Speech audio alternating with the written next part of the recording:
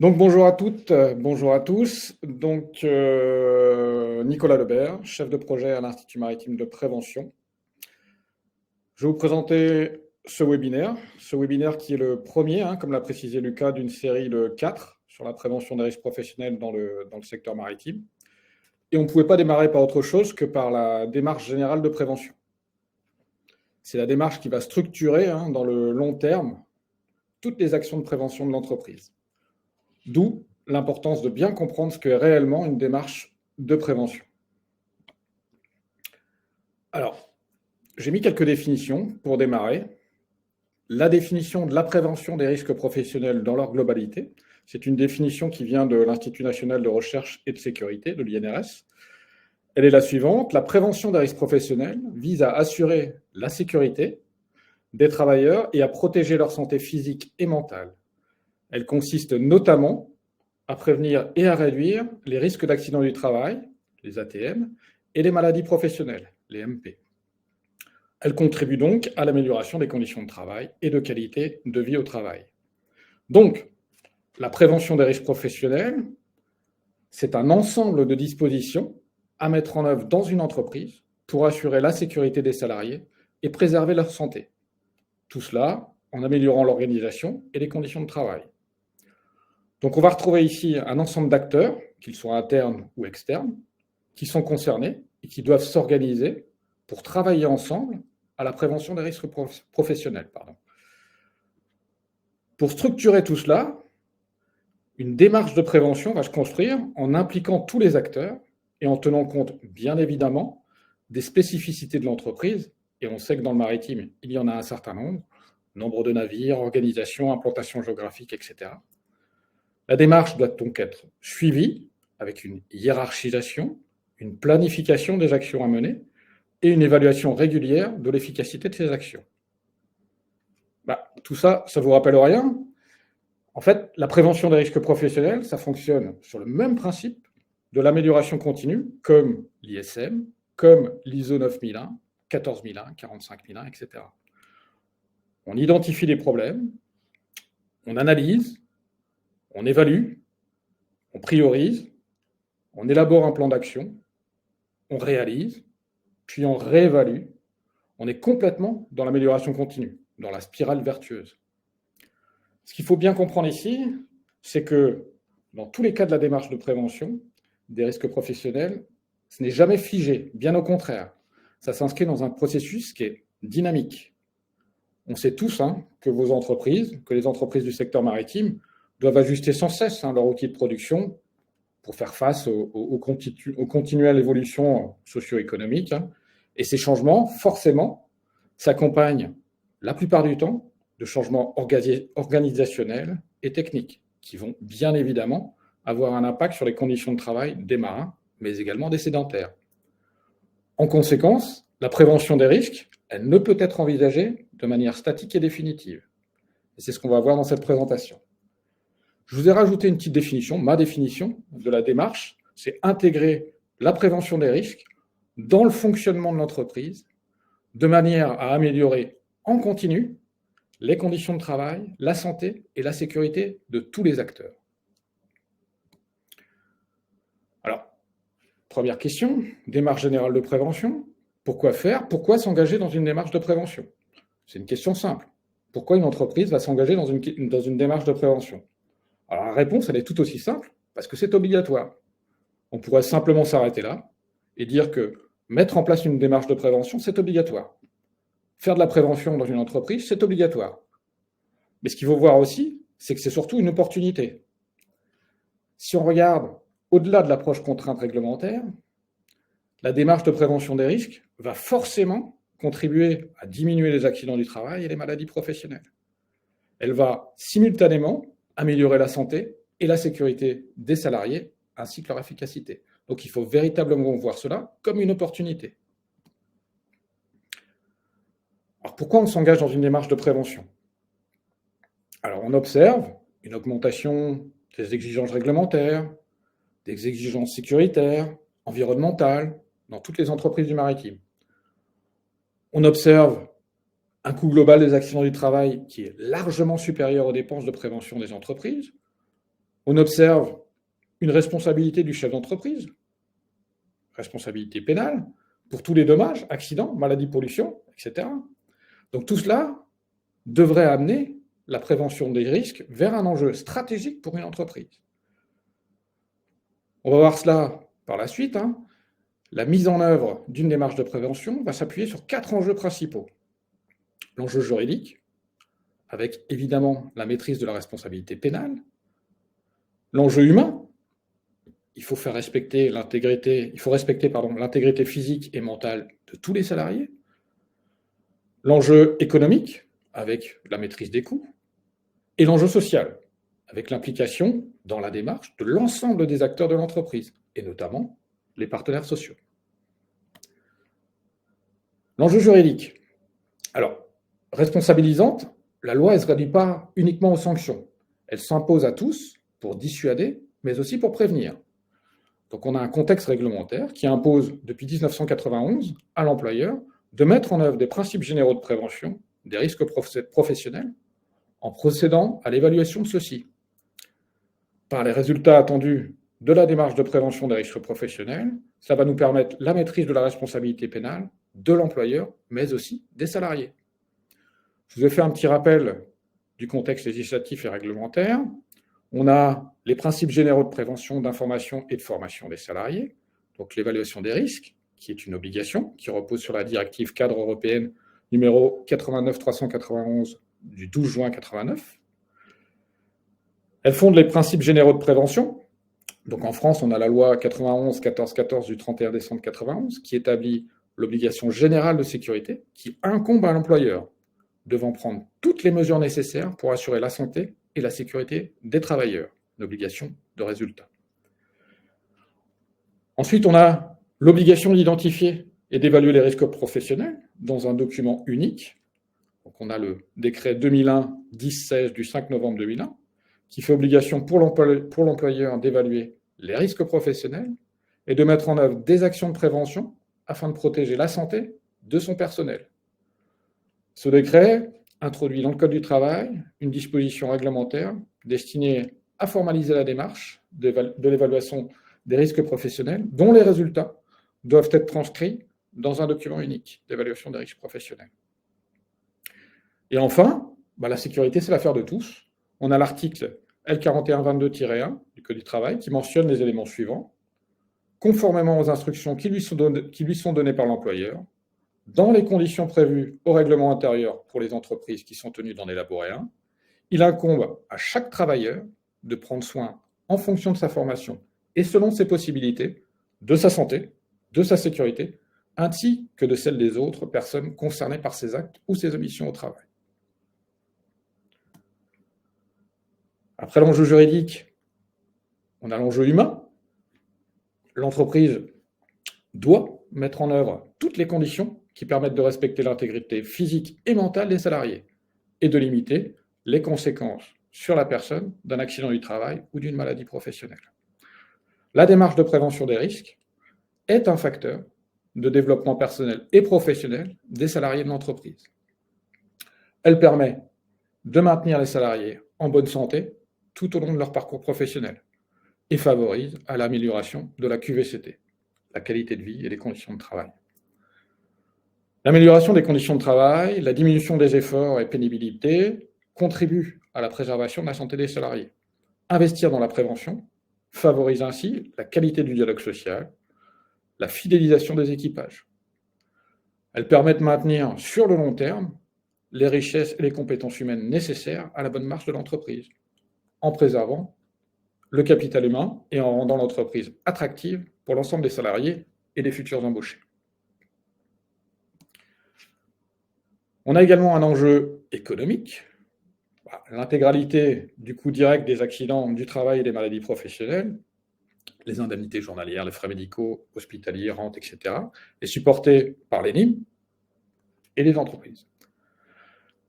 L'investissement dans la prévention, intégré le plus en amont possible, a des conséquences économiques positives pour l'entreprise. On va avoir amélioration de la qualité du travail par les meilleures conditions de travail, La démarche de prévention a une influence sur l'organisation du travail, sur l'amélioration des postes de travail, sur une meilleure transmission des informations, sur la réduction des nuisances, des dysfonctionnements, de la pénibilité, et donc une amélioration de la productivité de l'entreprise.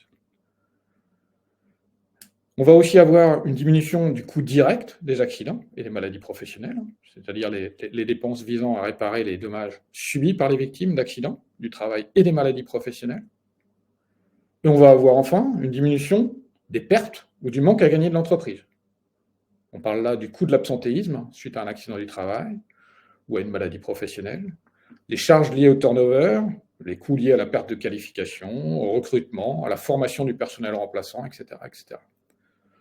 Les dépenses pour la remise en état du matériel endommagé ou détruit, les pertes de productivité, la diminution de la qualité. En fait, il est communément admis que le rapport des coûts indirects est de 1 à 3 par rapport aux coûts directs. Et enfin, on a un enjeu social. La mise en œuvre d'une démarche de prévention, c'est aussi l'occasion de renforcer et de renouveler le dialogue social avec les salariés, l'image de l'entreprise, son climat social, sa performance vont s'en trouver améliorée. Il y a des écarts, bien entendu, dans la perception des risques, des divergences qui vont être portées sur les diagnostics et des avis différents sur les solutions à apporter vont être présents.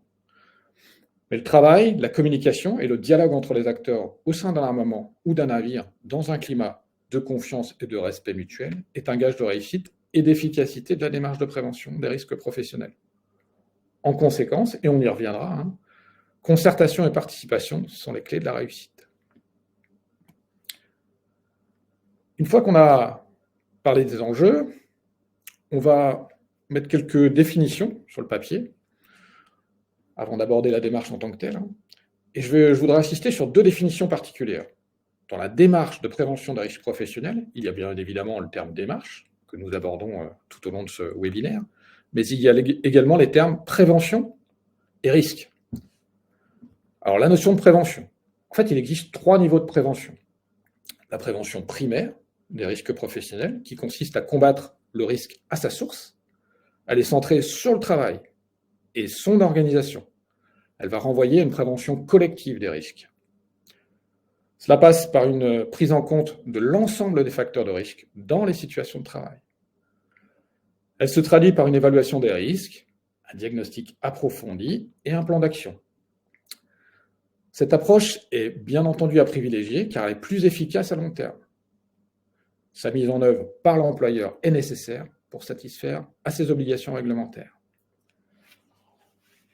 Un second volet, qui est la prévention secondaire des risques professionnels, qui consiste à conduire des actions de dépistage et de suivi sur le plan individuel et collectif, en particulier par le service de santé gens de mer, afin de détecter le plus précocement possible l'apparition de troubles permettant d'agir sur les facteurs de risque et d'y faire face. Et puis on a la prévention tertiaire des risques professionnels qui correspond, quand un dommage a eu lieu, aux actions destinées à en limiter les conséquences et à favoriser le maintien dans l'emploi. Il est bien clair que l'objectif d'une démarche de prévention, c'est bien de viser la prévention primaire, c'est-à-dire le plus en amont possible. Après la notion de prévention, la notion de risque.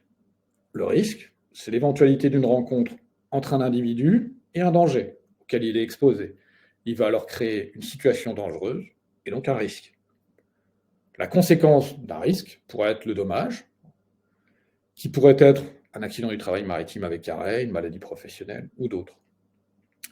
Il peut très bien y avoir des dangers sans risque, s'il n'y a pas d'individu à proximité. Par exemple, un levage de colis par une grue de chargement, s'il n'y a aucun marin sous la charge ou à proximité, il n'y a pas de risque. Par contre, s'il y a intervention d'un marin lors de cette opération, à la dépose du colis par exemple, il y a un risque. L'objectif de la démarche de prévention est bien de travailler sur les situations de travail présentant des risques, donc avec la présence de marins.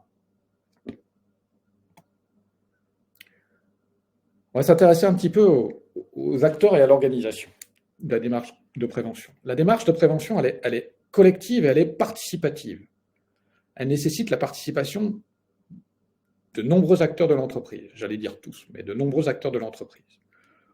D'abord, et en premier chef, le chef d'entreprise, c'est le garant, comme on l'a vu, de la sécurité et de la santé au travail de ses salariés. Il doit être le moteur de la démarche. Son engagement est primordial dans la mise en place de la démarche avec tous les acteurs. Et ça relève de ses obligations. On l'a vu, l'article 41-21-1 du Code du travail.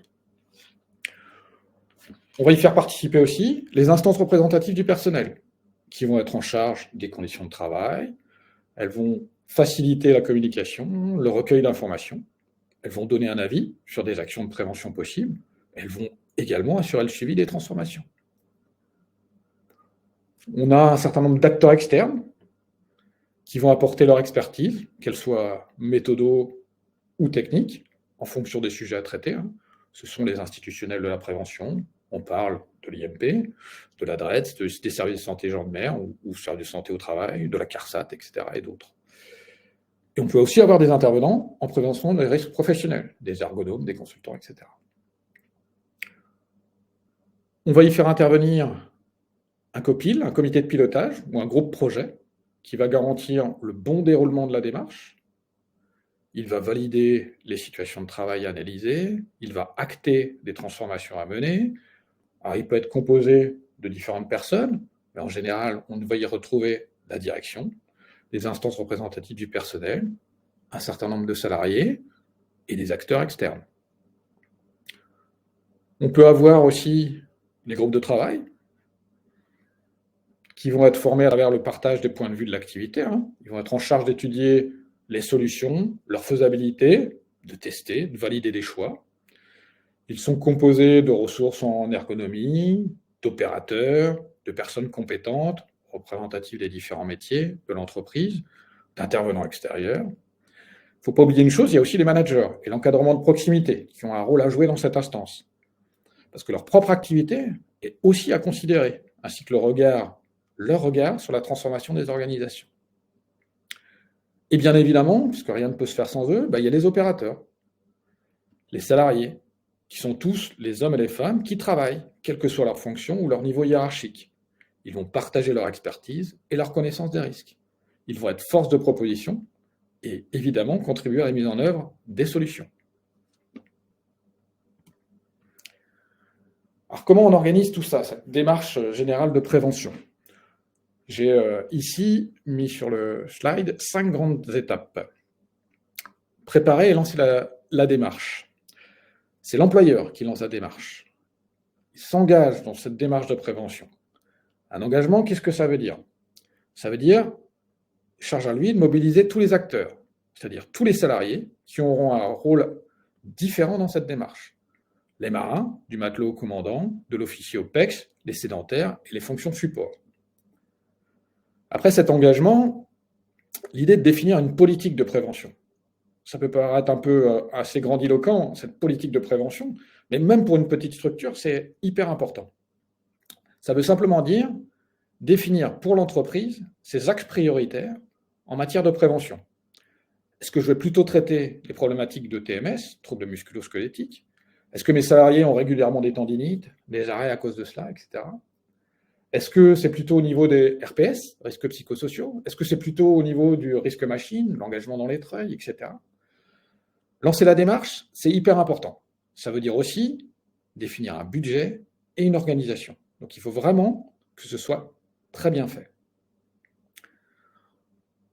Ensuite, on va identifier et analyser les risques professionnels, les évaluer. Ça, vous le savez tous, c'est la première partie du DUERP, document unique d'évaluation des risques professionnels. Le prochain webinaire, d'ailleurs, sera consacré à l'élaboration du DUERP. Ici, on va identifier les situations dangereuses, les hiérarchiser, établir le DUERP. Attention, super important encore, la tendance naturelle face à un problème, c'est d'aller directement vers une solution. Nous, ce qu'on préconise, c'est une approche centrée sur le travail. Ça permet de prendre du recul et de sortir de cette tendance pour agir sur ce qui influence le travail dans sa globalité, et notamment l'organisation. Ça va permettre de proposer des mesures de prévention pérennes, partagées et adaptées. On est clair, on s'intéresse au travail. Ça veut dire qu'on s'intéresse à la réalité du terrain pour comprendre l'écart avec ce qui était prévu. On a le travail prescrit, ce que l'on est censé faire, hein, qui dépend d'une fiche de poste, d'un permis to work, etc. Et on a le travail réel, ce que l'on fait réellement, avec bien entendu, hein, pour chaque salarié, l'intention d'atteindre les résultats sans dégrader sa santé, et en y trouvant son compte, c'est-à-dire qu'il va trouver une manière de le faire plus rapidement, plus facilement et de façon moins pénible. Donc entre les deux, on a un écart. L'obligation d'avoir une démarche de prévention centrée sur le travail va permettre, en plus, de partager la réalité du travail, de favoriser le débat sur le travail, de mettre en discussion les pratiques, d'interroger et d'agir sur l'organisation pour transformer durablement les conditions de travail. Bref, tout cela va renforcer aussi le dialogue social. Troisième étape, une fois qu'on a analysé les risques, on va pouvoir définir des actions de prévention. Ça encore, c'est la deuxième partie du DUERP, élaborer un programme d'action de prévention. Donc ce programme d'action va comprendre un responsable d'action, un budget dédié, et ensuite une date cible. On conseille de faire un plan d'action annuel. Je sais que la réglementation a changé il y a quelques temps, on a commencé à parler de papier de pacte, de liste d'actions en fonction du nombre de salariés, etc. Mais le plus simple, c'est de rester sur un programme d'action annuel.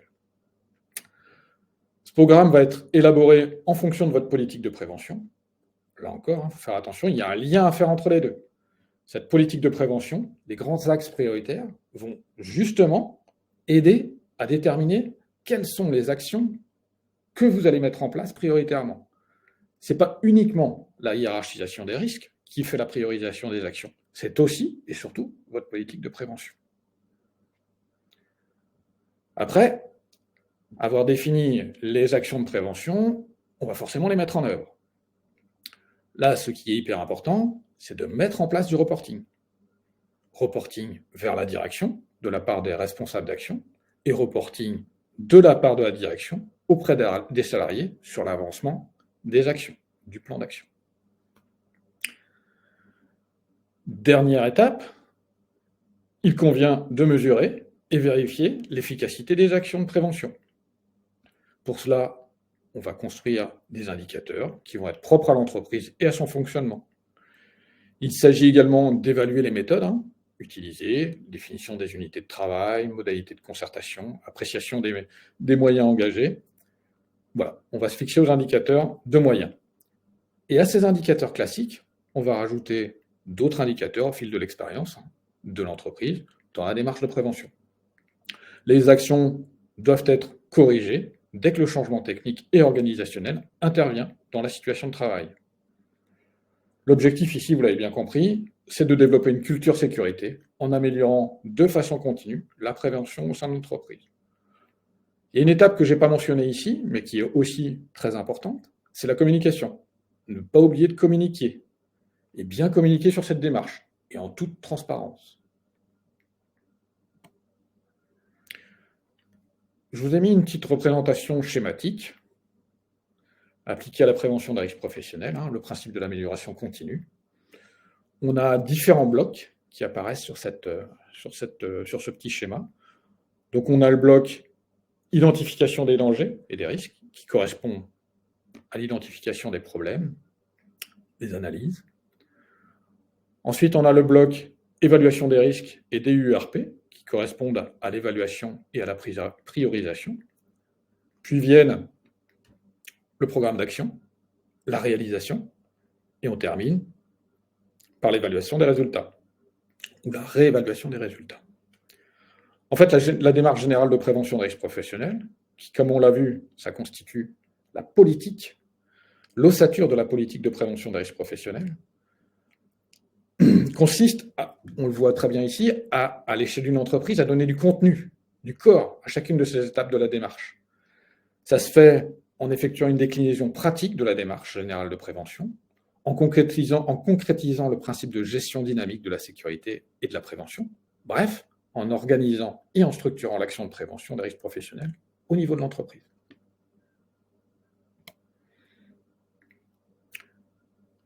Il y a un certain nombre de questions qu'on va se poser, notamment sur le premier bloc, identification des dangers et des risques. De quoi parle-t-on? De quelles données parle-t-on? D'où proviennent ces données? Qui les transmet? Sous quelle forme? Qui se charge de leur collecte, de leur analyse? Et puis, de quelle analyse parle-t-on d'abord? On voit que dès ce stade initial de la démarche de prévention appliquée à l'entreprise, on voit poindre des conditions de sa réussite, sur lesquelles on va revenir un peu plus tard. C'est-à-dire qu'il faut du personnel, il faut du temps, et il faut des compétences spécifiques. De la même façon, pour le bloc 2, qui se charge de l'évaluation? Qui se charge de la priorisation? Comment? Avec qui? Avec quel outil? Il y a un certain nombre d'outils qui existent, qui sont proposés. Où et comment sont conservés les résultats? On aura l'occasion d'en reparler avec le prochain webinaire sur le DURP. Et enfin, qui définit, met en œuvre les plans d'action, ou le plan d'action? Que mettons dedans? Avec quels moyens financiers, matériels, humains, et avec quel délai?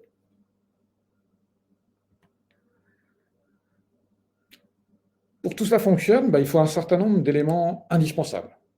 On va les évoquer ici. Il faut des principes, des prérequis et des valeurs.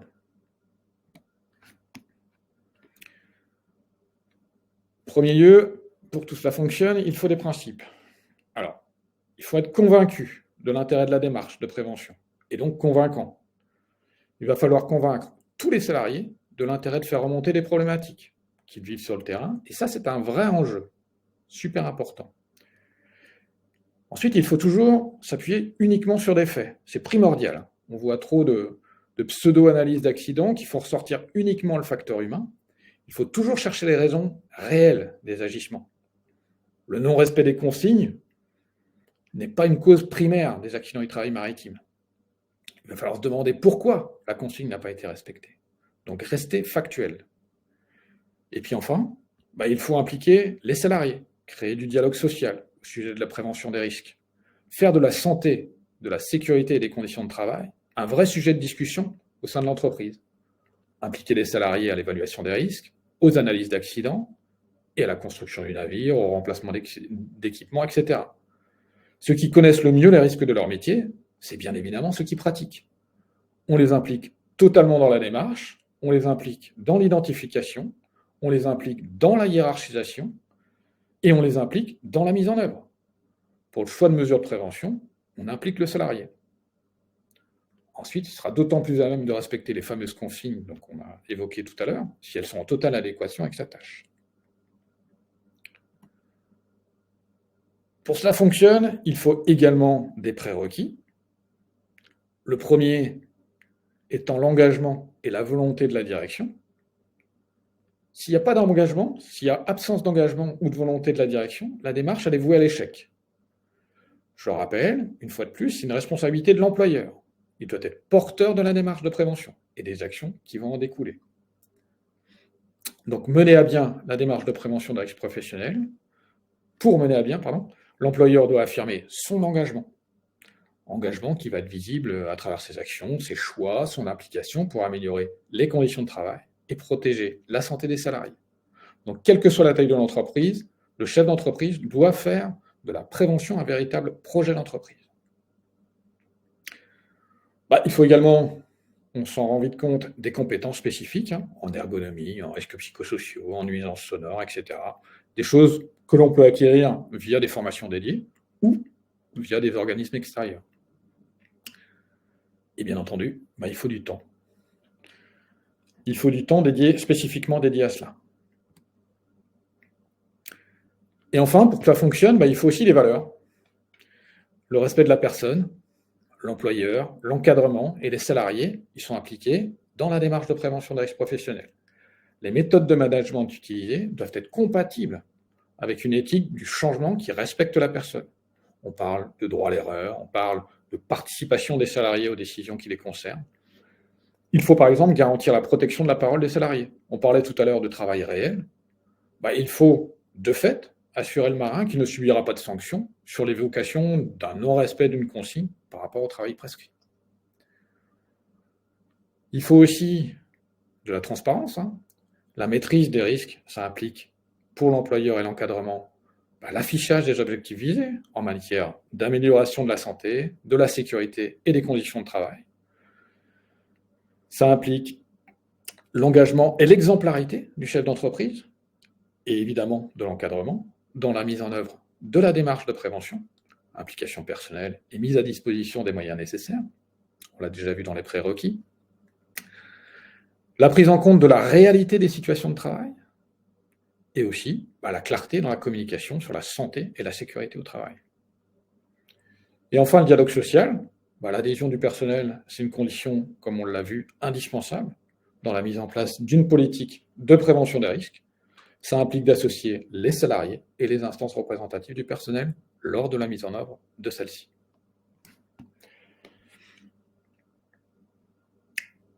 Concernant les ressources, il y a d'autres ressources qui sont utiles pour la démarche générale de prévention.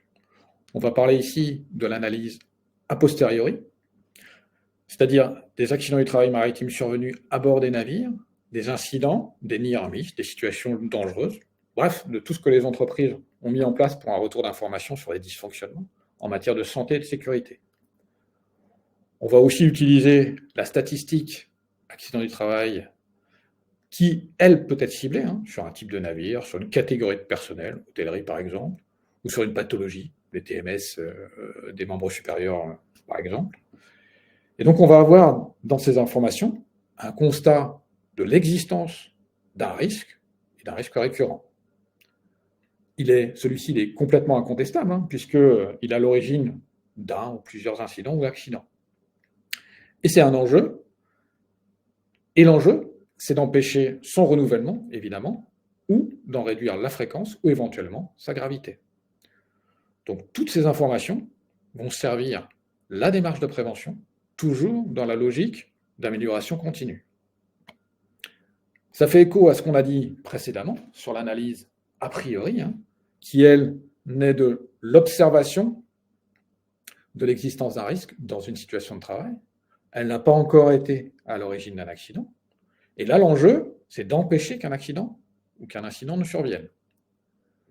Donc cette phase d'observation de l'existence d'un risque résulte, comme on l'a vu, et comme on le développera lors du prochain webinaire d'une analyse des situations de travail. Ce n'est pas toujours chose facile, et ça demande de la méthode, énormément de méthodes, mais on verra ça la semaine prochaine. Mais pour revenir à l'existence d'un risque, cela peut également provenir d'un repérage ponctuel, qui peut être basé sur l'expérience, du recueil d'une plainte, bref, ça peut être envisagé à tous les échelons de l'entreprise. On voit rapidement qu'entre les deux, il y a une perméabilité évidente entre ces deux catégories de ressources pour la prévention. L'analyse a posteriori sur un navire, elle va devenir naturellement une analyse a priori sur un autre. On prend le cas d'un accident à la pêche, grave, très grave, descend un matelot qui s'est empalé l'œil sur une commande d'un auxiliaire de traction qui était mal protégé. Sur les autres navires, observation des commandes des auxiliaires de traction pour évaluer le danger qu'elles seront susceptibles de représenter. Donc les ressources de la démarche sont de trois ordres.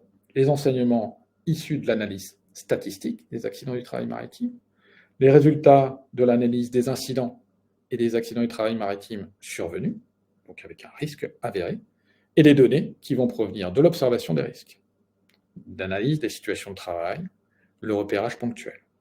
Donc tout ça, les trois, vont nourrir l'évaluation des risques et le document unique d'évaluation des risques professionnels, et contribuer, bien évidemment, à l'identification des priorités d'action en matière de prévention des risques professionnels. Pour résumer, et pour faire un parallèle au milieu maritime, le moteur de l'entreprise pour réduire les accidents du travail maritime et les maladies professionnelles, c'est la démarche de prévention. L'outil de pilotage de la démarche, c'est le document unique d'évaluation des risques professionnels. Et le pilote de la démarche, c'est le chef d'entreprise, avec ses copilotes. Et j'insiste encore sur 5 choses essentielles. S'accorder pour agir ensemble, on analyse le fonctionnement global de l'entreprise, on identifie clairement les enjeux et les acteurs. Il faut comprendre sur le travail et l'analyse du travail réel, comprendre les éléments qui influencent le travail, identifier les contraintes et les ressources, repérer les stratégies individuelles, les pratiques, le sens, les critères de qualité.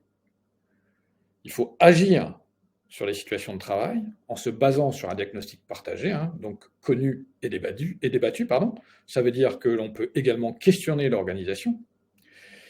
Et on agit principalement en prévention primaire, c'est-à-dire sur les sources des risques. Évaluer, on s'assure de la mise en œuvre des actions, on valide ou pas leur efficacité. On peut bien entendu revenir sur des actions qui au final ne sont pas jugées comme pertinentes. Et enfin, on valorise, on déploie, bref, on pérennise la démarche. Dernier point, dernière chose essentielle, communiquer. Communiquer en toute transparence sur les avancées, sur les problèmes, sur les choix qui sont faits, sur l'avancement. La démarche de prévention des risques professionnels, elle est participative, les salariés sont directement concernés, elle est globale, elle nécessite de prendre en compte toutes les composantes des activités, le personnel, l'organisation, l'environnement de travail, les produits, les matériels utilisés, les équipements, les navires, et ensuite elle est itérative, c'est-à-dire l'amélioration continue. Rien n'est jamais définitif. Voilà pour moi. Je ne sais pas si Lucas va réapparaître. Si, je suis là. Merci, Nicolas, pour ces informations. Donc, effectivement, si on peut résumer très succinctement ce qui vient d'être dit, cette démarche générale de prévention est une démarche qui s'apparente beaucoup à une démarche d'amélioration continue. Oui. Et qui vise essentiellement à réduire les accidents du travail et les maladies professionnelles dans un environnement réglementaire contraint. Tu l'as répété plusieurs fois, l'employeur est responsable de la santé et de la sécurité de ses salariés et donc il est à la fois le responsable de la mise en place de cette démarche et doit être l'animateur principal de la construction, de l'animation et du suivi de cette démarche. Donc, on connaît assez bien la méthode. Tu as parlé d'une organisation en 5 étapes principales où il faut bien préparer la démarche et notamment sans doute insister sur l'aspect participatif aussi. C'est une démarche qu'il est bon de faire en collectif, d'informer les salariés sur la façon dont ça va se réaliser, qu'est-ce qu'on va chercher à faire, à réduire comme risque. Et puis ensuite, lorsque prendre connaissance aussi des exigences réglementaires. Il y a parfois pour certains risques des exigences avec des seuils. Je pense par exemple à l'exposition au bruit où c'est très cadré. Et ensuite passer aux étapes d'évaluation des risques et de la transcription dans le document unique. Donc, prochain sujet, effectivement, vendredi prochain du second webinaire. La mise en place d'un programme d'action, sa mise en œuvre, son suivi, etc. Donc, c'est une démarche qui est assez lourde, qui doit être suivie, effectivement, mais qui a des bénéfices. L'entreprise, en tout cas, a des bénéfices à en tirer de cela, non seulement d'éviter des accidents ou des maladies professionnelles, mais aussi ça peut participer d'une certaine façon à la bonne marche de l'entreprise. Alors, je vais voilà, il y a eu quelques questions, quelques remarques là que je te partage là. Donc une remarque plus méthodologique sans doute sur la partie de l'évaluation des risques professionnels. Franck Bayot qui nous fait la remarque qu'il y a comme source d'évaluation des risques aussi des rapports d'audit, les fiches navires qui peuvent aider aussi au recueil de données pour nourrir l'évaluation des risques professionnels. Je ne sais pas si tu veux rebondir là-dessus. Non, tout à fait. Il y a un certain nombre d'autres sources non citées, et puis chaque entreprise, et notamment les entreprises d'armement au commerce, ont plein d'outils divers et variés qui vont évidemment leur servir pour cette démarche générale de prévention. Effectivement. Une question de Kim Bernard qui demande comment peut-on être informé des accidents du travail. Alors, on a eu quelques petits échanges, mais bon, j'imagine qu'on parle bien des accidents du travail des gens de mer. Alors, c'est un vaste sujet, mais ce que l'on peut dire, c'est que les accidents du travail font bien sûr l'objet d'une déclaration auprès de l'ENIM à travers un formulaire qui est dédié, le rapport de blessure, maladie ou décès, un rapport qui est complété par le QCATM, dont je ne vais pas détailler ici, mais qui est un questionnaire qui détaille justement les circonstances des accidents du travail maritime et dont nous sommes destinataire final et qui permet de compiler l'ensemble de ces accidents. Donc, ce que je vous invite à faire, je vais vous partager ce lien. Sur le site internet de l'IMP, vous avez accès. Alors, je vais essayer de le faire en même temps que je vous parle. Vous avez accès aux données statistiques des accidents du travail maritime, à la fois les statistiques issues des données ENIM, donc des données quantitatives, et vous avez aussi les données plus qualitatives, donc celles qui se rapportent aux circonstances dans lesquelles les accidents sont survenus. Vous y avez accès également. Donc, j'ai du mal à taper en même temps. Et on pourrait aussi rajouter, Lucas, Pardon ? et on pourrait aussi rajouter les rapports d'accident du travail qui sont analysés par le BEA. Oui, c'est une remarque que j'ai vue passer dans les questions aussi, qui sont voilà.